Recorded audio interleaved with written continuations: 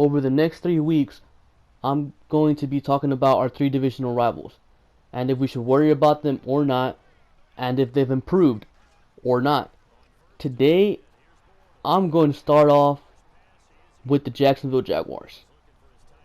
This is a completely unbiased take, so Texans fans, please bear with me, and Jaguars fans, if you're watching, feel free to correct me because I'm a Texans fan. I do not know your roster inside and out, but don't be mean. Without further ado, let's get into it.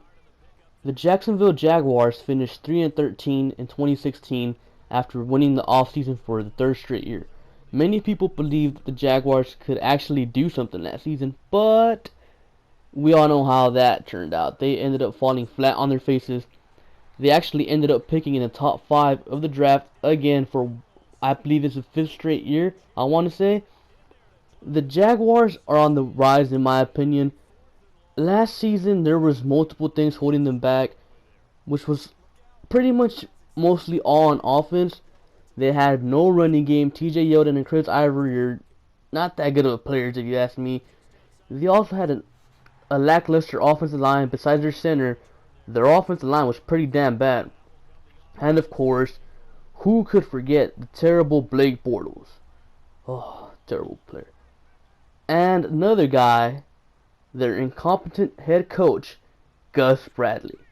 Lucky for the Jaguars, Bradley is long gone, and they replaced him with someone who I think is a great coach in Doug Marrone. The Jaguars went out and picked up Leonard Fournette in the draft, and man is he a beast. He's going to terrorize the Titans and Colts for years. They also traded for a solid left tackle in Brandon Albert, and they picked up Cam Robinson, who was a top 3 offensive tackle in the past draft. Now, I'm not sure if they plan on using him as a guard or a tackle, but regardless, the Jags improved their offensive line and running game.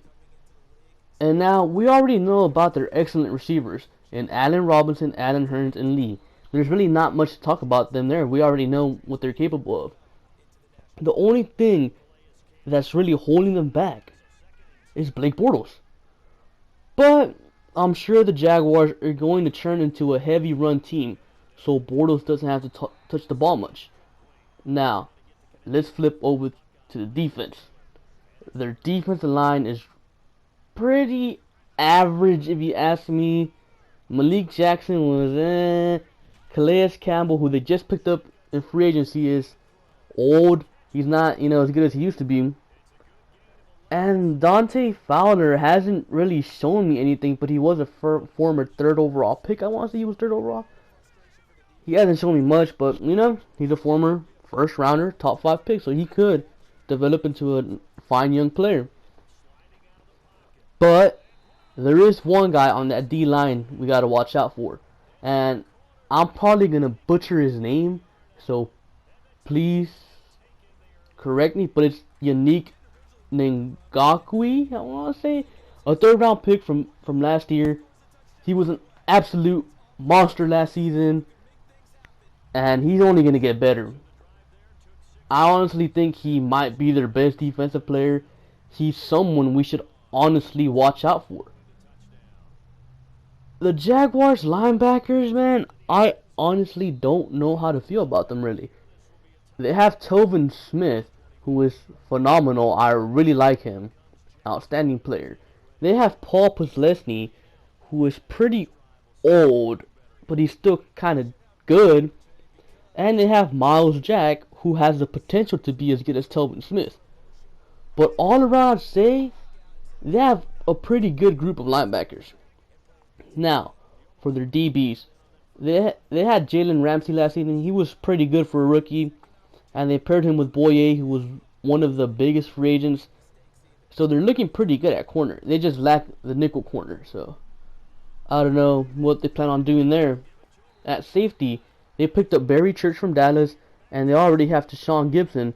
So the Jags are, pretty good at safety. Overall, their defense is a good unit. I believe they were ranked 7 this year. They can possibly be a top 5, top 3 unit this coming season. So overall, I think the Jacksonville Jaguars are the second best team in the division behind the Texans. I see them as a 7-9, 8-8, maybe 9-7 teams. But the Jaguars isn't a team we should just ignore anymore. They have the roster. They have the coach. They just lack the quarterback. Now, who does that sound like? Anyways, that will be all for today.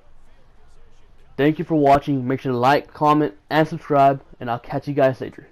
Peace.